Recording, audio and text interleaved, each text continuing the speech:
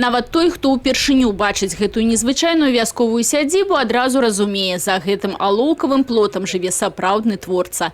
Вось ужо больш за 30 гадоў знакаміты скульптар Сергей Жылевіч стварае тут, у пінскай вёсцы Баяры, свой непаўторны свет, а дакладней сад.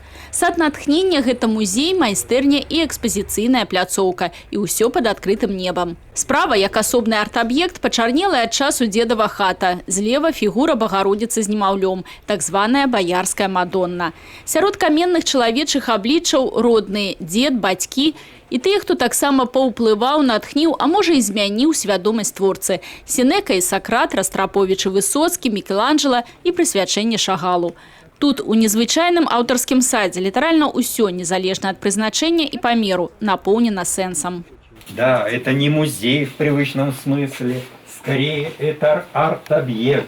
Здесь все предметы мысли из века переходят в век. Не верите, проверьте, вновь зазвучал разломанный кларнет. Его я вырвал из забвения смерти, сомнений нет. Убачыць на свае вочы сад скульптур, пасядзець на троне жаданняў, прайсціся па драўлянаму мастку праз маляўнічы прудок і наведаць гасцёню галерэю сёння можа кожны жадаючы. З дазволу гаспадара, канешне ж. Але, як ён сам прызнаецца, яшчэ нікому не было адмоўлена.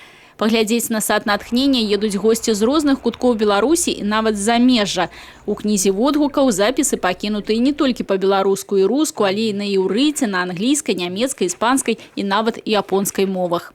Сергей Жылевіч і сам шмат разоў бываў за межамі Беларусі, меў магчымасць застацца там назаўсёды, але аднойчы, абраўшы гэты палескіх куток, стварае сваё, аўтарскае, непаўторнае. Сколько будет сил, сколько отмерено, и естественно, что я буду продолжать. Потому что это просто, как бы по-другому уже и не может быть.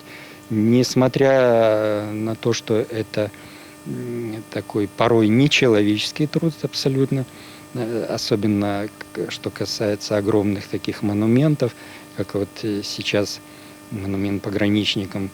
Ну, не зря говорят, что в 60 лет освоить это как бы непросто.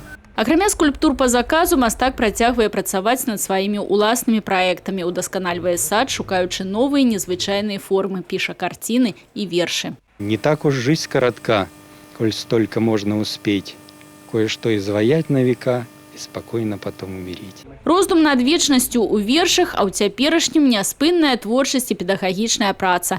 Майстар выкладае мастацтва ў мясцовай школе, кіруе дзіцячай студыяй выяўленчага мастацтва, а яшчэ вучыць аснежыцкіх шкаляроў гуляць у шахматы.